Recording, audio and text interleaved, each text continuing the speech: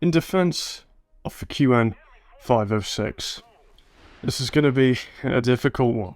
Hey folks, I hope you're doing well. Welcome back to the channel and welcome to War Thunder, a game that I haven't actually covered on the channel before, but this is a game which I have invested a lot of time and a lot of funds into, and so I believe it was appropriate to talk about this game in some degree, but I never really kind of found the right sort of area to talk about. But today I'm going to be starting off with a hot take on the QN506, and I'm actually going to be defending this vehicle because it has received an awful lot of hate that I don't think it necessarily deserves fully. Now, before we go any further and you start spamming in the comments, no, I'm not going to sit here and act like this vehicle is completely flawless, like there is absolutely nothing wrong with it. I'm fully aware of all the issues that this vehicle has and the many problems with its implementation that it has had. However, I do want to talk about the bonuses and sort of benefits and good parts about this vehicle because I think it is receiving a bit too much hate. And so I just want to talk about that today. Before we go any further though, you can obtain this vehicle through the Repair Factory event for free acceptance certificates, which is here. And if you have any acceptance certificates left and you haven't redeemed them, make sure you do so quickly because that will be expiring in a few days. But this vehicle is a battle rating 9.7 rank 6 light tank for China. And as I mentioned, you obtain it through the Repair Factory event. Now, initial opinions on this, as a normal player coming in to get this vehicle, expectations were somewhat high, and the result that we got was fairly low. As a light tank that it is classed as, we got poor maneuverability, hardly any speed, poor armor, although that's to be expected with a light tank, and its weapon system wasn't the best, with poor survivability of the crew and the vehicle itself. And overall, the vehicle was underwhelming, to say the least. And yeah, I admit, when I first got this, it was a struggle to play. I haven't even got this vehicle spaded yet, and so I can't really give a full-on expert opinion. This is how far I've got in terms of the mods. I don't usually like playing top tier a lot, but, this vehicle, I like it. And I do want to talk about that. I can see why a normal, regular player would not like this thing and believe that giving an arm and a leg or giving their entire sanity just trying to grind this vehicle out, why they would be disappointed in the end. And it's why there's so many of these vehicles on the Gaijin market. There's been several issues with this vehicle. The commander's periscope didn't work for the past God knows how many weeks. And there's been several issues and several changes to the vehicle itself in regards to its missile systems and even the crew and internals itself. I know that as of recently, they have separated the fighting compartment here, or the combat compartment, whatever you want to call it, to the actual crew compartment. There's now this piece of armor in between, and what that now means is I'm going to consider that a buff to the vehicle. It now means that instead of when a shell actually hits the magazine there, the entire thing doesn't just fucking detonate and kill everyone. You now actually cook off, although you do lose all of this ammunition here in the 30mm. So that's a buff. You can now fire these big-ass missiles, these fire and forget missiles, on the move. You still can't fire the small ones, which doesn't really make any sense. But this vehicle's gone through numerous changes, and I wouldn't be surprised if it does get put down in VR, because I'm not going to lie, my win-to-loss ratio on this thing is not looking so good. We can see here that we've only had 12 victories in the thing out of 36 battles near enough, and we are not going positive on kills. But this vehicle's fun for me. I enjoy playing this thing despite me usually getting my teeth kicked in. And I want to explain why. I think to a degree, people aren't playing this vehicle properly.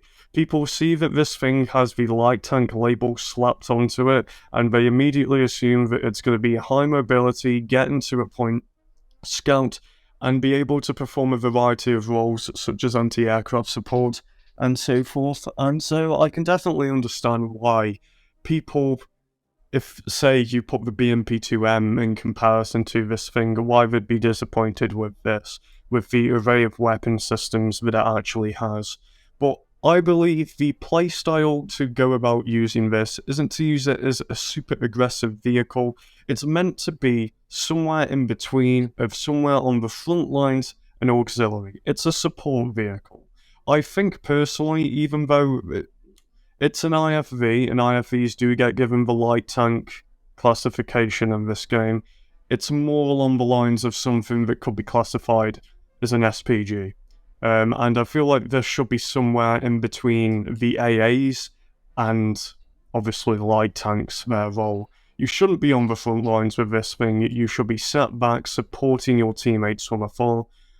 Granted, that's hard to do on some maps, and it's certainly not ideal a lot of the time, but this fits into a very niche play style, which I actually enjoy playing. Being able to take up a mount on the hill and be able to pretty much be a javelin carrier. I mean, you know what a javelin ATGM is? They use them things in Ukraine all the time. Yeah, imagine that, but it's on a tank and you have 4 of them. This is it. You know, you've got a variety of weapons to defend yourself with.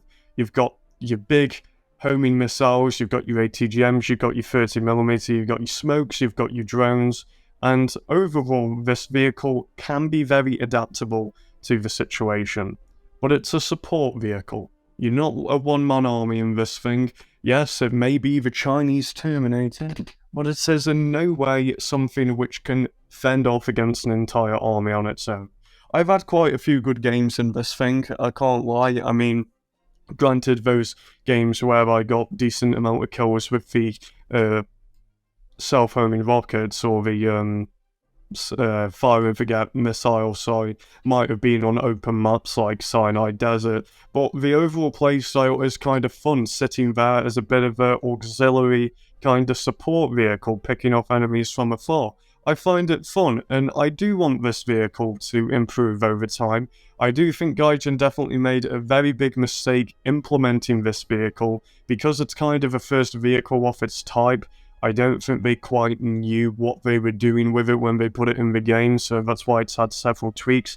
And I don't think it was a good idea to basically put a test vehicle in the game and then work it up after the event when, you know, people have already grinded it out, either sold it on the market or redeemed the coupon. But I personally am happy and glad that I chose this over the A7K and I believe it was the Sherback-off. Don't quote me on that, I think it was the Sherback-off. But I'm happy that I obtained this vehicle. Now, everyone's entitled to their own opinion. You know, if you don't like playing this thing, you don't like playing it. I personally enjoy playing it, and I think it offers and opens up a unique playstyle, which I hope that we can see further in the game as it progresses. And hopefully, I mean, this vehicle isn't overpowered, and I don't particularly think it's that underpowered. I mean, just to briefly talk on the weapons, you know, the 30mm, its starting belt, you know, I think its 30mm, its default belt here, with the 85mm on the APDS, I thought that was great. That hit hard. I was fine with that. I haven't got the APFSDS shells, but honestly, since I'm doing well and I'm happy with the APDS belt on it anyway, I can only assume that the APFSDS belt, or sorry, the, if you want to be technical, the APDSFS belt, I can only assume that that's going to be significantly better, and just do a fine job. As for the self-homing missiles, they're very situational, but I've noticed that they do seem to be better. I can actually get a lock on targets, and I'm able to actually hit targets and get a few kills with them now, which is nice. The 20 small ATGMs are a bit lackluster, but you know, if you're taking on a light target or you just want to panic the enemy, you spam them at them, and they're pretty good. But overall, that's my defense on the QN506. Yes, it may have more cons outweighing the pros, but overall I enjoy this vehicle, and if you do, that's fine. If you don't, that's okay as well. But overall, I hope you did enjoy this video. If you did, please leave a like. Comment down below if you'd like to see more War of Thunder content on the channel, and I'll catch you all in the next one.